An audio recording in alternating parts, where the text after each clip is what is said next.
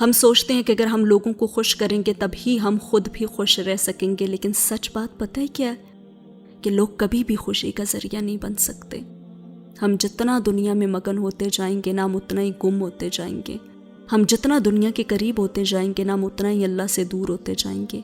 تو ہمیں بیلنس رکھنا ہے، اور اب یہ بیلنس کیسے رکھنا ہے؟ ہمیں بس سچ کا ساتھ دینا ہے اور سچ ہی کہنا ہے، کیونکہ اگر ہم ایسا کریں گے تو ہی ہم اللہ کے بندے کہلائے جائیں گے، اور تبھی اللہ ہم سے راضی ہوگا۔ ہمیں اللہ کے علاوہ کسی پر بھی انحصار کرنا ہی نہیں ہے۔ میری نانی کہا کرتی تھی، depending on Allah is the only way of independence. Allah کی قید میں رہنا ہی ہماری آزادی کا واحد راستہ ہے۔ جب اللہ پہ بھروسہ کر لیتے ہیں نا تو پھر آپ کو کسی پر بھی بھروسہ کرنے کی ضرورت نہیں پڑتی۔ جب آپ اللہ سے مانگنے لگتے ہیں نا تو پھر آپ کو کسی سے بھی مانگنے کی ضرورت نہیں پڑتی۔ جب آپ اللہ کو دوست بنا لیتے ہیں تو پھر آپ کو کسی بھی دوست کی ضرورت نہیں پڑتی۔ آپ بس آزاد ہو جاتے ہیں، کیونکہ پھر آپ انسانوں سے امیدیں لگانا ہی چھوڑ دیتے ہیں نا، اور تب آپ کو یہ سمجھ آ جاتی ہے کہ جو دینا ہے اللہ نے ہی دینا ہے، تو پھر ہم نے بھی جو مانگنا ہے وہ صرف اللہ سے ہی مانگنا ہے، اور یہ انسان کی نا سب سے بڑی جیت ہوتی ہے۔ Depending on Allah is the only way of independence. سبحان اللہ۔ پھر اس آیت میں اللہ کو غالب اور زور آور کہا گیا ہے۔ ہم یہ الفاظ اس کے لیے استعمال کرتے ہیں جو ہر چیز پر قدرت رکھنے والا ہے، تو اللہ ہی تو قادر ہے، القادر، مقتدر، قدیر، وہ صرف ہمارا اللہ ہی تو ہے۔ اللہ کے پاس ہر چیز کا کنٹرول ہے، دلوں کا بھی کنٹرول اللہ ہی کے پاس ہے۔ اللہ کے ایک حکم میں نا بے پناہ طاقت ہے، وہ سب کو روکنے کی طاقت رکھتا ہے، وہ دلوں کو بدلنے کی طاقت رکھتا ہے، وہ سب کر سکتا ہے لیکن کوئی بھی اسے نہیں روک سکتا۔ سب اس کے اختیار میں ہے لیکن وہ کسی کے اختیار میں نہیں ہے۔ وہ اتنا طاقتور ہے کہ کائنات کی ہر چیز اس کے سامنے کمزور نظر آتی ہے۔ وہ اتنا انپریڈکٹیبل ہے کہ انسانی سوچ بھی اس کا اندازہ نہیں لگا سکتی۔ زبردست اور زور آور جبار کو کہا جاتا ہے، یعنی جبر کرنے والا، اپنی طاقت سے کسی چیز کو ٹھیک کرنے والا یا کسی چیز کی اصلاح کرنے والا۔ اللہ اپنے قانون کو اور اپنے فیصلوں کو اپنی پوری طاقت سے نافذ کرنے والا ہے۔ کوئی بھی اس کے اور اس کی حکمتوں کے بیچ میں نہیں آ سکتا۔ آیت کے آخری حصے میں انسان کا ذکر آتا ہے، یعنی اللہ کہتا ہے کہ بڑائی صرف میری ہے۔ تو جو انسان بھی خود کو بڑا تصور کرتا ہے یا پھر میرے اختیاروں کو اپنے ہاتھ میں لینے کی کوشش کرتا ہے، پھر وہ ہمیشہ ذلیل و خوار ہوتا ہے۔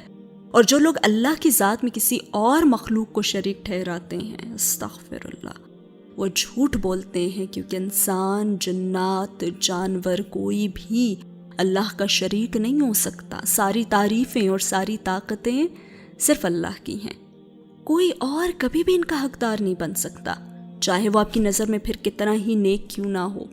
اللہ کی جگہ کوئی نہیں لے سکتا، اللہ کی جگہ کوئی بھی نہیں لے سکتا۔ اس لیے آپ نے کسی بھی جھانسے میں آ کر آپ نے اپنی جگہ نہیں چھوڑ دینی جو اللہ کی نظر میں آپ کے لیے ہے۔ آپ نے کسی کی باتوں میں نہیں آنا، آپ نے صرف اور صرف اللہ پہ یقین رکھنا ہے۔ یاد رکھیں کہ ہر وہ جگہ رسوائی کی جگہ ہے جو اللہ کی جگہ کسی اور کو بٹھانے کے لیے خالی کی جاتی ہے۔ اپنے دل کو نہ آپ نے شرک سے پاک رکھنا ہے اور یہ خیال رکھنا ہے کہ اس میں رہنے کا حقدار صرف اللہ ہے۔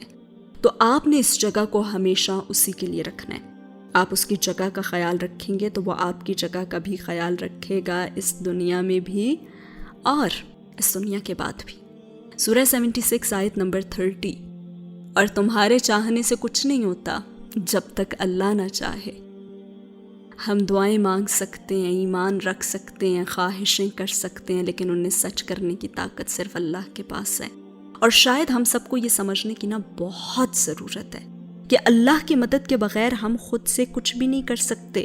اللہ کے حکم کے بغیر تو ایک پتا بھی نہیں ہل سکتا، تو پھر اس کے حکم کے بغیر ہم کچھ کیسے کر سکتے ہیں بھلا؟ اس کا مطلب یہ نہیں ہے کہ ہم برائی بھی اللہ کے حکم سے کرتے ہیں۔ اس کا مطلب یہ ہے کہ ہم کوئی بھی اچھائی تب تک نہیں کر سکتے جب تک اللہ ہمیں اسے کرنے کی ہمت نہ دے۔ ہم کوئی بھی برائی تب تک چھوڑ نہیں سکتے جب تک اللہ ہمیں اسے چھوڑنے کی توفیق نہ دے۔ ہم روزمرہ کے کام تب تک نہیں کر سکتے جب تک اللہ ہماری مدد نہ کرے۔ یہی ایسا مقام ہے جہاں ہماری طاقتیں تو ختم ہو جاتی ہیں، جہاں ہمیں احساس ہوتا ہے کہ ہم تو کچھ بھی نہیں ہیں اور ہمارے پاس بھی کچھ نہیں ہے۔ ہم سوچتے ہیں کہ ہم جو کام کسی بھی مدد کے بغیر کر رہے ہیں وہ اس لیے کر رہے ہیں کیونکہ ہم وہ کر سکتے ہیں، لیکن سچ یہ ہے کہ ہم وہ اسی لیے تو کر رہے ہیں کیونکہ اللہ ہماری مدد کر رہا ہے۔ جو چیزیں آپ کے لیے آسان ہیں وہ دراصل آسان اسی لیے کیونکہ اللہ نے انہیں آپ کے لیے آسان کیا ہوا ہے۔ آپ کے پاس کوئی خاص طاقت نہیں ہے، اس لیے آپ نے کبھی بھی یہ نہیں سوچنا کہ آپ جو کرتے ہیں وہ آپ کی خاصیت ہے، کیونکہ حقیقت میں وہ کام آپ اللہ کی خاصیت کی وجہ سے کرتے ہیں، اللہ کی خاص پاورز کی وجہ سے کرتے ہیں۔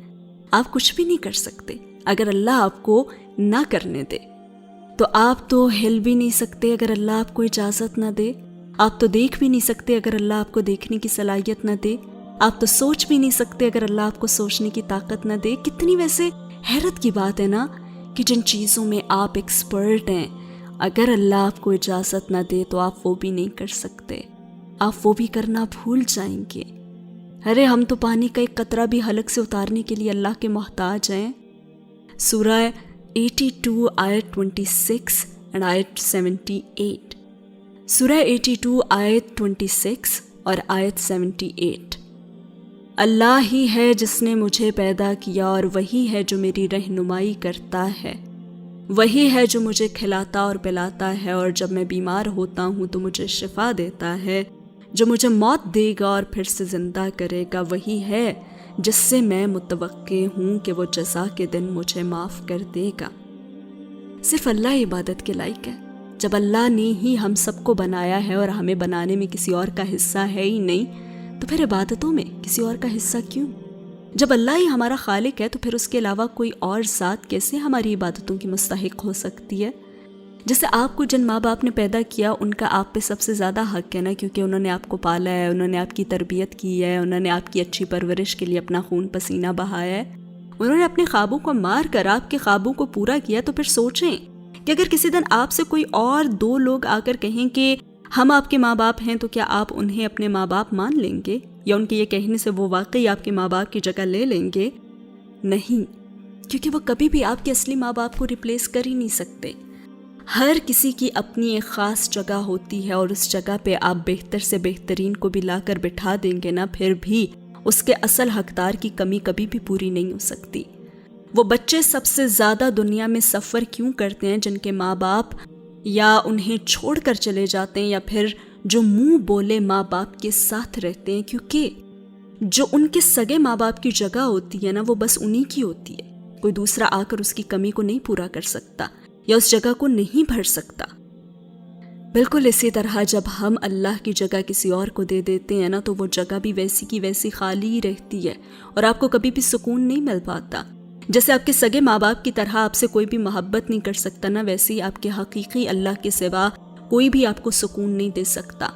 جیسے آپ اپنے سگے ماں باپ کی جگہ کسی اور کو کبھی بھی مکمل طور پر نہیں دے سکتے، ویسے ہی آپ کے اللہ کی جگہ بھی کوئی بھی نہیں لے سکتا۔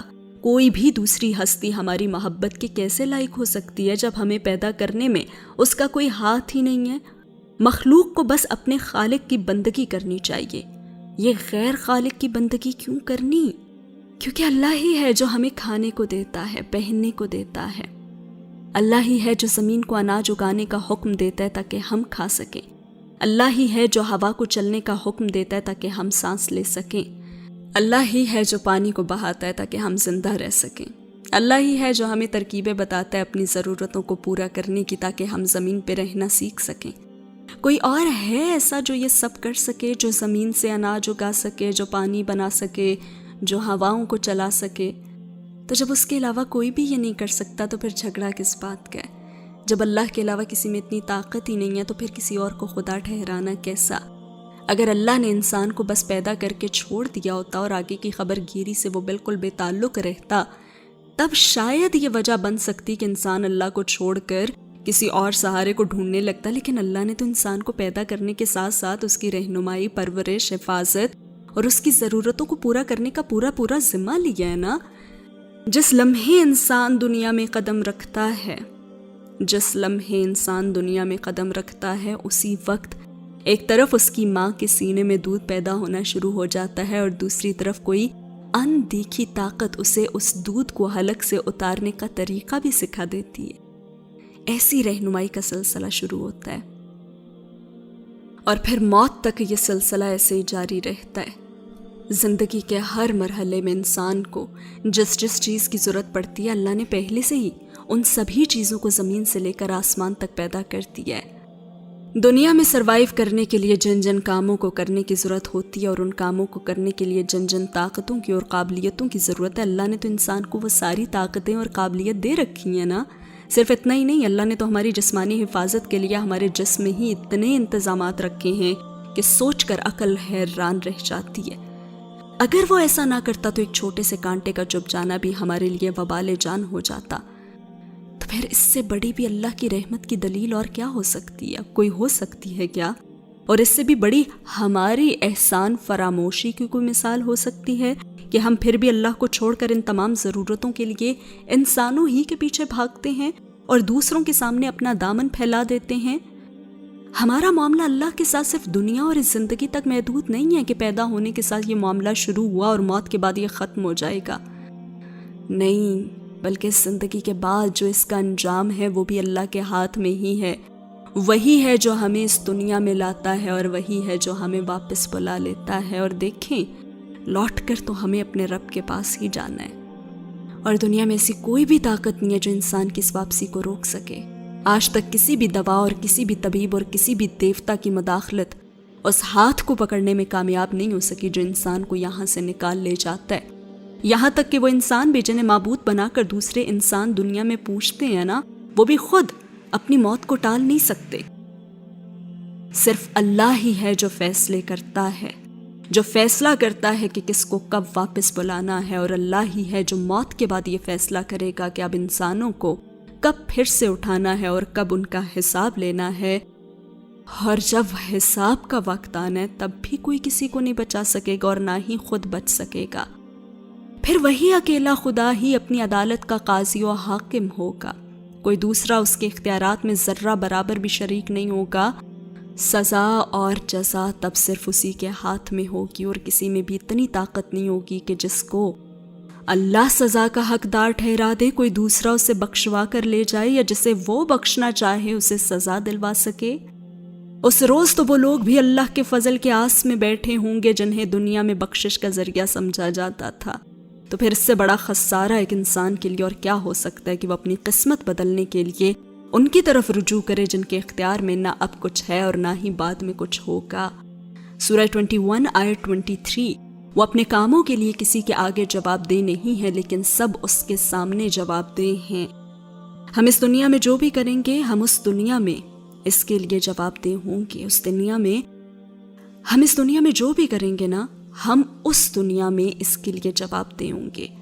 ہر چیز کے اپنے کانسیکوینسز یعنی نتائج ہوتے ہیں۔ اگر آپ اچھا کام کرتے ہیں تو آپ کو اس اچھائی کا بدلہ دیا جائے گا، اور اگر آپ کوئی برا کام کرتے ہیں تو آپ کو اس برے کام کا بدلہ بھی دینا ہوگا۔ لیکن اللہ جزا اور سزا کے پہلوؤں سے آزاد ہے۔ آپ اللہ سے یہ نہیں پوچھ سکتے کہ اللہ نے آپ کے ساتھ ایسا کیوں کیا ہے۔ آپ اس سے اس کے کام کے حوالے سے پوچھ گچھ نہیں کر سکتے کہ وہ کون سا کام کیوں کرتا ہے۔ آپ اسے اپنے اور اس کے کسی بھی معاملے میں جواب دہ نہیں ٹھہرا سکتے۔ آپ اس کے فیصلوں پہ سوال کرنے کا حق تو رکھتے ہی نہیں ہیں۔ آپ اسے مشورہ تو دے ہی نہیں سکتے کہ کون سا کام کیسے کرنا ہے، اور نہ ہی آپ اسے نصیحت کر سکتے ہیں کہ کون سا کام اسے کیسے کرنا ہے۔ وہ سب جانتا ہے جب آپ کچھ بھی نہیں جانتے۔